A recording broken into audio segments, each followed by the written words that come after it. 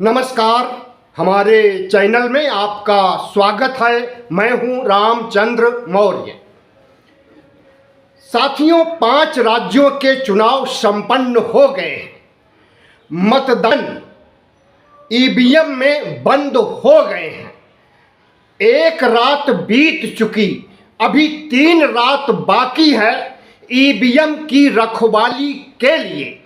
EVM की रखवाली के लिए अगर सबसे बड़ा खतरा रात में उत्पन्न होता है और जहां जहां ईवीएम रखा गया है, चाहे वह तमिलनाडु हो, चाहे वह केरल हो, असम हो या पश्चिम बंगाल हो, जहां जहां ईवीएम रखा गया है वहां पहरेदारी देने का काम विपक्ष कर रहा है। और जिस तरह से 30 अप्रैल की रात में भारतीय जनता पार्टी और चुनाव आयोग की मिलीभगत से ईवीएम के साथ छेड़छाड़ करने के लिए ईवीएम तक भारतीय जनता पार्टी के गुंडे पहुंच गए थे, लेकिन ममता बनर्जी और उनकी टीम जो चौकन्ना रह रही है 24 घंटे ने पकड़ लिया और रंगे हाथ पकड़े जाने के बावजूद चुनाव आयोग ने और सुप्रीम कोर्ट ने कोई कार्रवाई नहीं किया।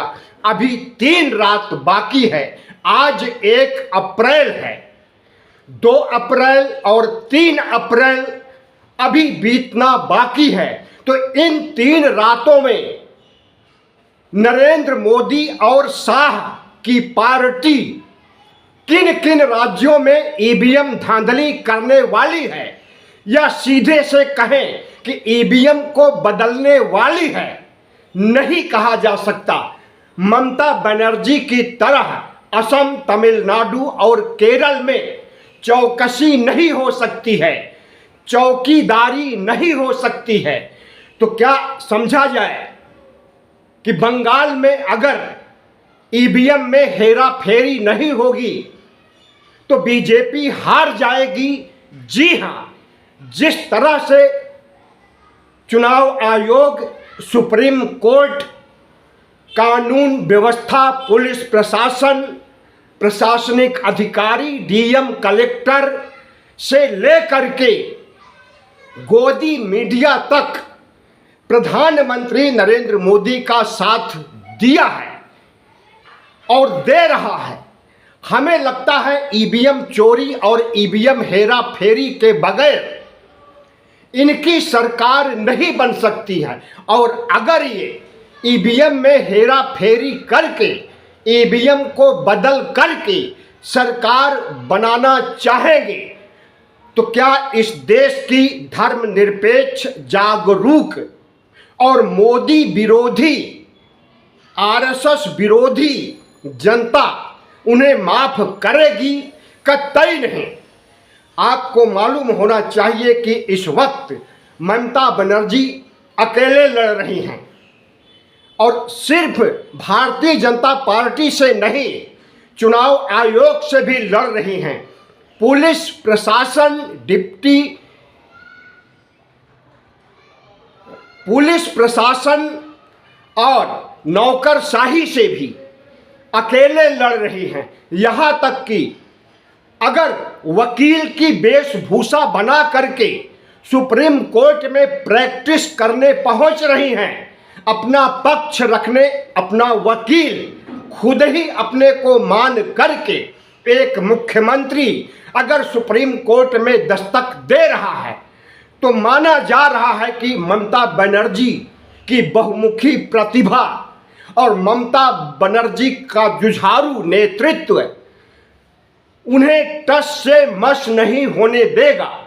जिस तरह से 2020-21 में पूरी ताकत सियासी मशीनरी का उपयोग करके नरेंद्र मोदी हार गए थे, उसी तरह से इस वर्ष 2026 में भी हारने वाले हैं। तो एक तरफ एक महिला, ब्राह्मण महिला खड़ी है और दूसरी तरफ नरेंद्र मोदी हैं। दूसरी तरफ अमित शाह रणनीतिकार और चाणक्य हैं, पुलिस है, प्रशासन है, आरएसएस है और सुप्रीम कोर्ट भी है। इन सब से लड़ पाना क्या ममता बनर्जी को के लिए आसान होगा? और अगर इन्हें सबको पटकनी देते हुए ममता बनर्जी जीत जाती हैं तो देश के हालात बदलेंगे। जिस तरह से लोकतंत्र और संविधान का क्षरण हो रहा है उसमें कमी आएगी और विपक्ष का हौसला बढ़ेगा। लेकिन अगर हार जाती हैं तो समझ लीजिए कि सिर्फ ममता बनर्जी की नहीं बल्कि संपूर्ण विपक्ष की हार होगी। विपक्ष का आखिरी किला बंगाल अगर ढह जाएगा, बंगाल का भगवाकरण हो जाएगा तो समझ लीजिए इस देश में लोकतंत्र और संविधान सुरक्षित नहीं रह जाएगा। जानकारों का मानना है, सर्वे करने वाली एजेंसियों का मानना है कि प्रधानमंत्री नरेंद्र मोदी और उनकी पार्टी की हार होने जा रही है। लेकिन हर हार को जीत में बदलना अमित शाह को अच्छी तरह से आता है। अगर थोड़े मार्जिन से ममता बनर्जी की जीत हासिल होती है, मसलन 148 सीट मिलने पर सरकार बन सकती है, यह जादुई आंकड़ा है। अगर 148 से 150 या 55 तक पा करके दीदी सरकार बनाने में कामयाब हो जाती हैं तो क्या वह सरकार 6 महीने से ज़्यादा चल सकती है? पिछले अनुभव को देखते हुए यही कहा जा सकता है कि अगर भारतीय जनता पार्टी 130-135 तक सीटें हासिल कर लेगी तो वह निकट भविष्य में 6 महीने के अंदर अपनी सरकार स्थापित कर देगी। जिस तरह से कि तमाम राज्यों में, गोवा में, महाराष्ट्र, गोवा में, कर्नाटक में, मध्य प्रदेश में, बिहार में कर चुकी है, वही खेला पश्चिम बंगाल में खेलना चाहेंगे अमित शाह।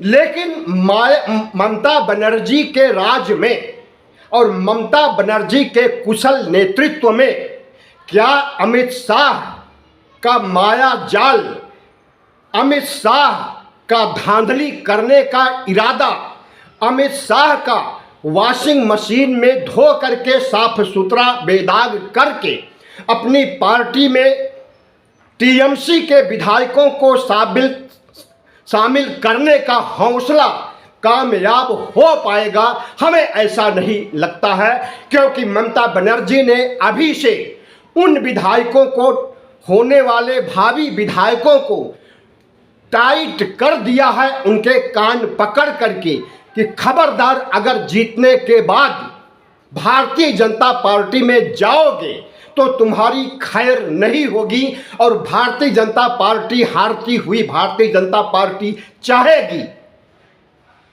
कि तुम्हें खरीद करके करोड़ों रुपए दे करके वह अपनी सरकार बनाना चाहेगी। तो अगर भारतीय जनता पार्टी में शामिल होगे तो तुम्हारी खैर नहीं और तुम्हारी सियासी जिंदगी को ही हम खत्म कर देंगे। तो इस तरह से अगर दृढ़तापूर्वक कदम उठाकर ममता बनर्जी मोदी शाह से लड़ाई लड़ रही हैं और ज़्यादा उम्मीद है कि जीत भी जाएगी, तो हमें लगता है कि दीदी का हौसला एक बार फिर कामयाब होगा, बुलंद होगा और भगवा पार्टी और भगवा सोच रखने वाली, संविधान को खत्म करने की सोच रखने वाली, धर्मनिरपेक्ष भारत को हिंदू राष्ट्र बनाने की सोच रखने वाली पार्टी की बुरी हार होने जा रही है और कदाचित ईवीएम में हेरा फेरी करके ईवीएम को बदल करके भारतीय जनता पार्टी जीत जाएगी, तो भी भारतीय जनता पार्टी जीत करके हार जाएगी और बहन ममता बनर्जी हार कर भी जीत जाएंगे। इस देश के 98 करोड़ मतदाताओं के नज़र में मोदी गिर जाएंगे और ममता बनर्जी को सिर आंखों पर चढ़ा लेगी इस देश की धर्मनिरपेक्ष जनता। प्रधानमंत्री नरेंद्र मोदी से 75% से अधिक लोग नाराज चल रहे हैं इस देश में और इंतजार कर रहे हैं कि कब चुनाव हो, कब मध्यावधि चुनाव हो और इनका तख्ता पलट कर दिया जाए।